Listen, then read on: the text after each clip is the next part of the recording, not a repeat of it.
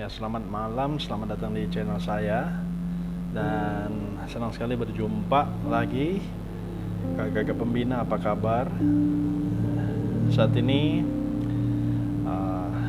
saya akan share tentang latihan tenaga pembina remaja tingkat dasar.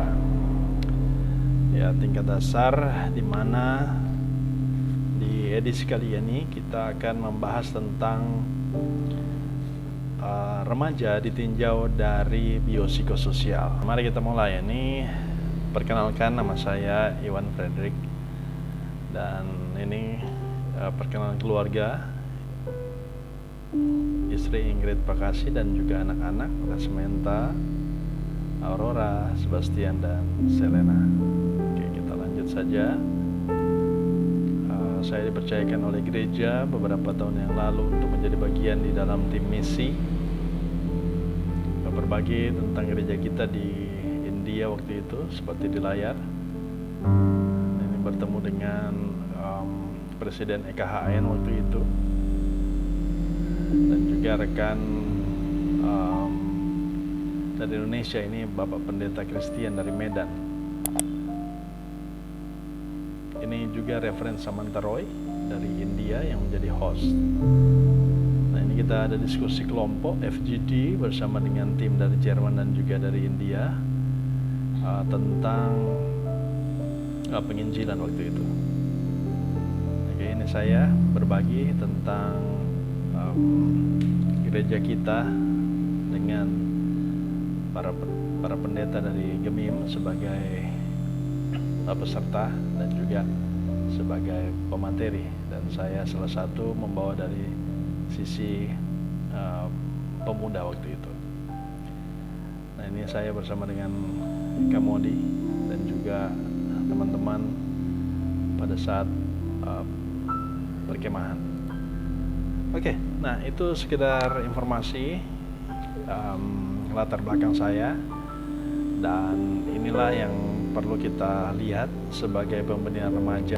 Ini adalah misi kita sebagai pembina remaja, yaitu menjadikan remaja Gemim yang berakar, bertumbuh, dan berbuah di dalam Kristus. Ya, seperti ilustrasi sebuah pohon, ya, di mana sebuah pohon itu akan berbuah.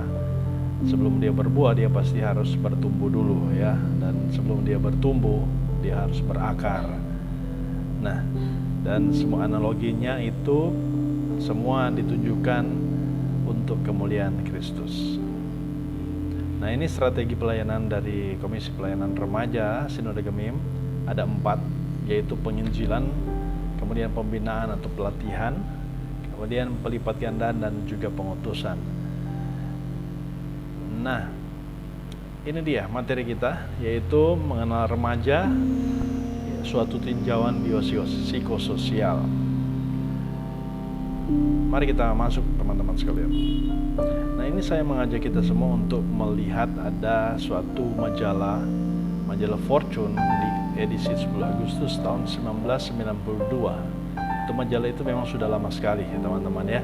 Tapi tidak apa-apa, karena yang saya mau ajak di sini adalah teman-teman itu melihat inilah yang terjadi di Amerika Serikat setiap harinya.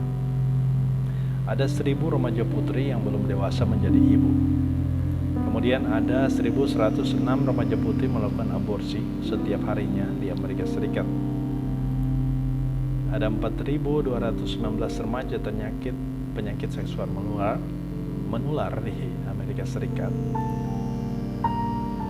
We are talking about daily, ya. Ini kita berbicara tentang setiap harinya. Dan ada 500 remaja mulai memakai obat-obatan terlarang, 1000 remaja mulai miras, dan 6 remaja melakukan bunuh diri setiap harinya di Amerika Serikat. Nah, saudara-saudara, ini terjadi sekitar 30 tahun yang lalu. 30 tahun yang lalu itu sudah lama sekali, guys. Dan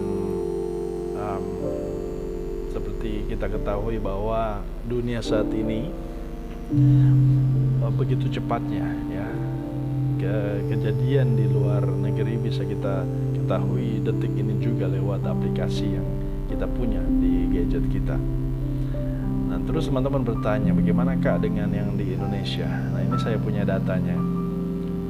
Di Indonesia terjadi setiap harinya ketika kita membagi ya jumlah yang kejadian per tahun ini menjadi harian.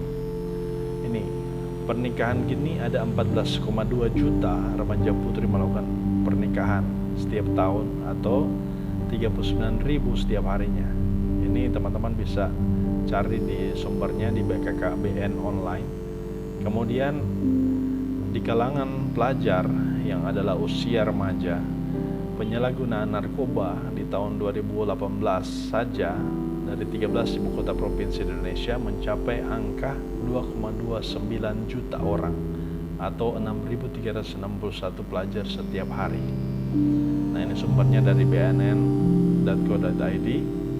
Dan 40.000 remaja mulai terpengaruh miras setiap harinya dari komisi KPAI. Oke, kita lanjut. Nah, kenapa hal-hal itu bisa terjadi di kalangan remaja?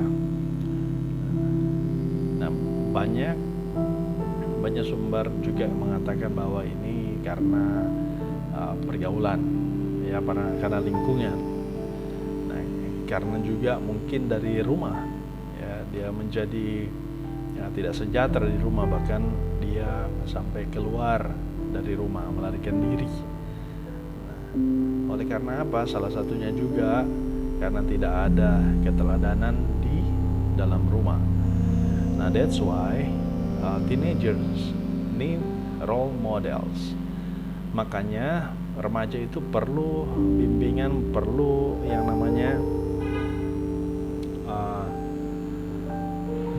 teladan. Nah, ini dia ya, ini ada gambaran ya betapa kita sebagai pembina remaja harus menjadi teladan bagi remaja kita. Nah, mulailah dari rumah kita masing-masing. Oke, mari kita lanjut. Teman-teman adalah pemimpin yang melayani ya, amin ya. Oke, jadi apa sebetulnya hal-hal ini? Nah, jadi pembina remaja melihat remaja ditinjau dari biopsikososial itu adalah kita mau mencoba melihat kehidupan remaja dari 3 sisi. Ya, dari 3 sisi. Yang pertama, mengenal remaja dalam perkembangan fisik dan biologis. Fisik biologis. Yang kedua, mengenal remaja dalam perkembangan kejiwaannya atau psikis. Dan yang ketiga, mengenal remaja dalam perkembangan sosialnya. Oke, kita lanjut.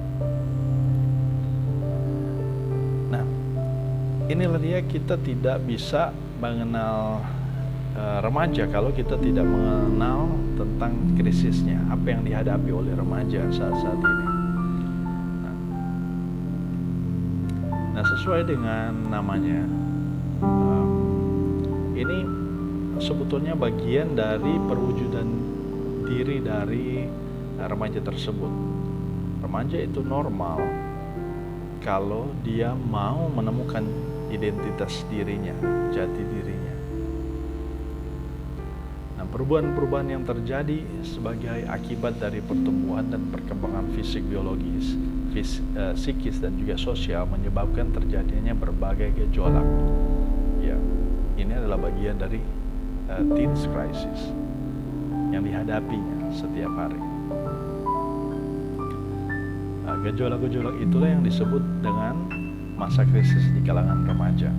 Ya, bahkan dari kemunculan Bobira 1 aja dia sudah menjadi krisis ya.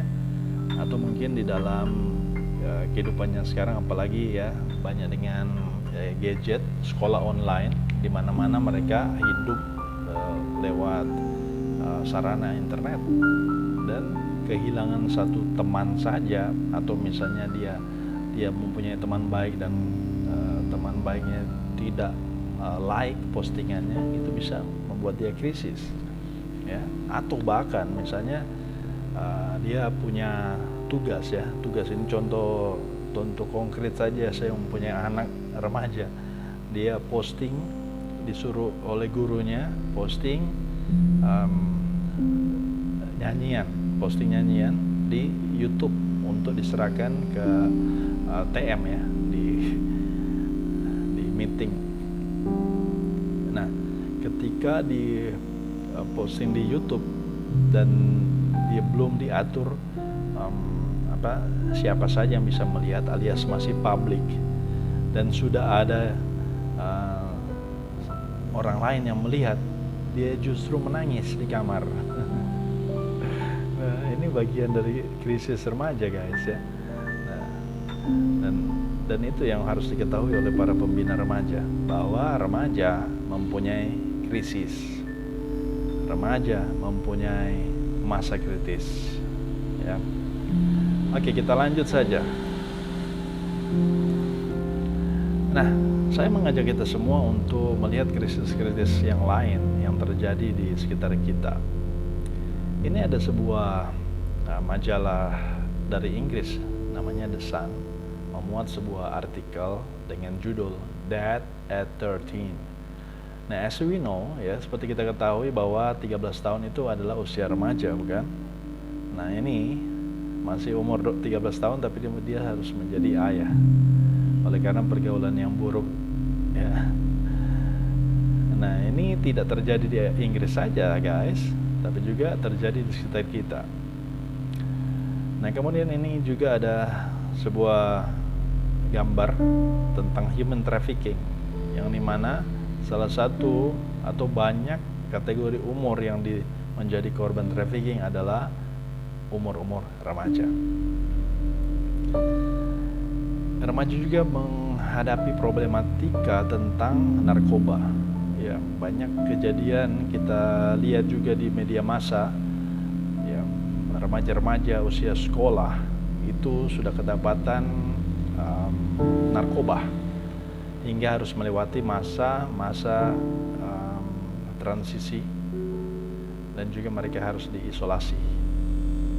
Nah, ini juga menjadi salah satu menjadi salah satu krisis dalam hidup mereka. Nah ya, kita harus mengetahui dan juga memberitahu mereka bahwa ya resiko narkoba itu sangat berbahaya. Nah, itu semua mulai dengan coba-coba ini, guys ya, coba-coba. Nah, selain krisis, teman-teman juga sebagai pembina remaja harus mengetahui tentang bahwa remaja itu mempunyai potensi yang luar biasa. Ya, potensi yang luar biasa. Mari kita lihat. Remaja mulai menggali potensinya. Ya, di kedepannya dia mau berkarir di bidang apa? Apakah di bidang saintis, di bidang sains, atau di bidang ekonomi, bisnis, di bidang kedokteran, di bidang sosial, ya, di bidang hukum dan lain-lain sebagainya. Banyak sekali, apalagi di era sekarang, orang dengan mengetahui cara-cara desain sederhana saja, dia bisa mendapatkan hasil yang maksimal ya. Kita baru-baru ini melihat ada seseorang anak SMA yang sekarang sudah kuliah, dia memposting wajahnya dan dimasukkan ke dalam marketplace, dan dia mendapatkan mendapatkan hasil yang luar biasa ya, hanya dengan memposting wajahnya. Nah, jadi ini potensi dari remaja ini sangat besar, teman-teman sekalian. Maka sebagai pembina remaja sudah wajib hukumnya untuk mengetahui hal-hal dasar ini. Nah, apalagi kita di dalam mau memulai pelayanan yang baru ini ya. Nah, ini dia. Jadi hal-hal yang dialami oleh remaja ya, dia berpikir tentang ketakutan ya, dia berpikir tentang jati dirinya, dia ragu, ya, worried, anxiety, ya, dia sangat khawatir dengan apa yang akan terjadi. Nah, sehingga hal-hal ini krisis ini dapat menghambat potensinya. Nah, untuk itu menjadi tugas dari setiap pembina remaja untuk senantiasa mau menggali potensi-potensi yang ada di jemaat masing-masing, ya, di jemaat masing-masing. Oke. Inilah materi yang perlu disampaikan lewat LTPR online ini. Nah, kita melihat dari aspek fisik dan biologis, ya, bahwa remaja itu terjadi growth spurt, ya, bahwa peningkatan pertumbuhan secara fisik itu sangat cepat, guys. Ya, saya mempunyai anak, ya, usia remaja, ya, saat ini 14 tahun, dan dia sudah hampir menyamai tinggi dari mamanya, ya. Mamanya tinggi 170 dan dia sudah ada di sekitar 165, 167. Ya, baru 14 tahun, guys. Dan jadi di sini kita melihat pertumbuhan bagian-bagian tubuh, otot yang sangat cepat, growth spurt, ya, peningkatan pertumbuhan. Nah, sama dengan adiknya yang usia 12 tahun. Ya, cepat sekali pertumbuhannya, ya. Nah, dan ini juga membuat ketidakseimbangan pertumbuhan bagian otot sering membawa dampak negatif dalam sikap atau sifat dan tingkah laku remaja.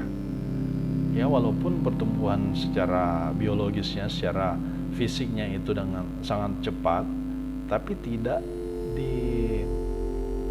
dibarengi dengan sifat dan tingkah lakunya. Karena masih remaja, masih peralihan dari anak-anak ke pemuda. Nah, ini juga yang perlu diketahui oleh para pembina remaja di dalam melayani remaja. Jangan samakan mereka karena dengan pertumbuhan fisik yang sudah kayak orang dewasa dan disamakan dengan orang dewasa, orang yang sudah dewasa, ya. Nah, mereka masih secara secara mental masih terus harus dibina. Secara pengetahuan, ya, itu fair saja, mereka kalau belajar bisa mengetahui, ya. Tapi secara psikis masih perlu harus banyak dibina.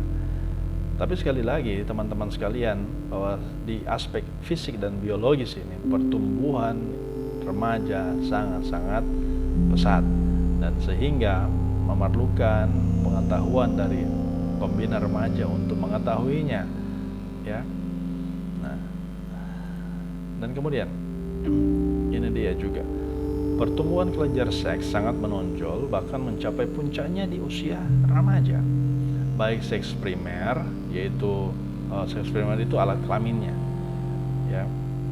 Jadi ada pertumbuhan dari rambut di seks primernya, dan ini yang membuat salah satu krisis bagi remaja. Dan oleh pembina remaja perlu mengetahuinya. Nah, tapi jangan sampai, ya, pembina remaja yang laki-laki